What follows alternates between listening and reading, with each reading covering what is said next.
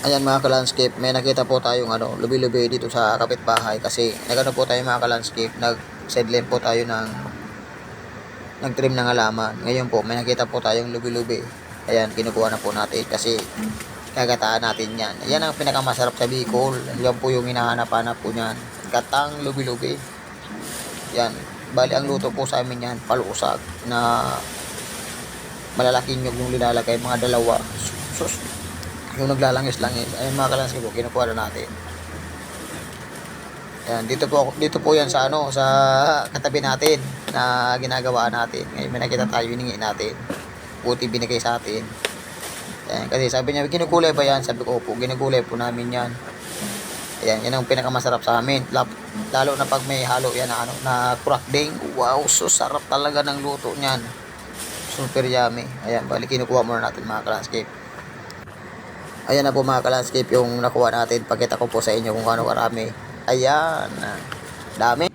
Ayan na po mga ka-landscape yung nakuha natin. Ayan, bali imayin na po natin. Ayan mga ka-landscape, bali yung nakuha po natin na lubi-lubi medyo matanda na. Kaya ang kinukuha lang po natin yung mga bandang gitna hanggang dulo yung kasi medyo talubos pa po siya. Ayan. Ganyan lang po ang proseso niyan sa pag-iimay. Kung medyo matigas na po yung dahon o matanda na, sa gitna lang po natin puputulin hanggang baba. Ayan. Ayan, ganyan lang po mga ka-landscape ang diskarte niyan kung paano mag-imay ng lubi-lubi. Ayan. Bali, bandang gitna lang po yung kinukuha natin kasi medyo matigas na po yung pinakababa.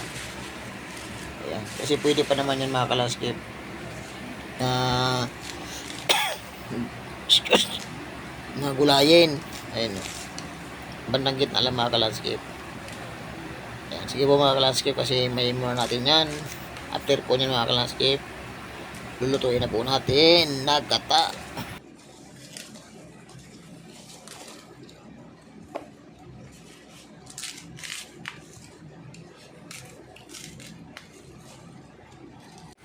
Yan na po mga ka-landscape, nilagay na po natin yung gulay, saka yung pangalawang piga, tapos nilagay na rin po natin mga ka-landscape yung mga patsahog niya, yung bawas sibuyas, paminta, yung tanglad, yung palinagay. Nilagay na po natin. Ayan, bali, nakasalang na po yung mga ka-landscape. Bali, ang linagay po natin dyan na gata, yan po yung pangalawa. Panguli na po yung kangang gata, yung unang piga, yung po nagpapasarap sa pinuluto natin na gatang lubi-lubi. Ayan, daming sahog mga ka-landscape. Ano po yan, tinapa. Ayan na po mga ka-landscape, ilalagay na po natin yung unang piga. Yan po yung tinatawag na kangang gata. Yan po yung nagpapasarap sa linuluto natin na gata. Kailangan po mga ka-landscape, pag nagluluto kayo ng gata, yung unang piga, yun po yung panguli na ilalagay natin kasi yan po yung nagpapasarap sa linuluto natin. Ayan ang mga ka-landscape po, daming gata. Bali, dalawang yung binili po natin. Ayan, ganyan lang po magluto ng gata. Kailangan po mga ka-landscape magata para masarap po yung linuluto natin na gata na gulay. Ayan na po mga ka-landscape, luto na po yung ginugulay natin na gatang lubi-lubi. Wow, sarap niyan mga ka-landscape. Mapaparami na naman tayo ng kain. Ayan, yan po yung gulay na lubi-lubi. So, bibira lang po tayo makapagkulay niyan.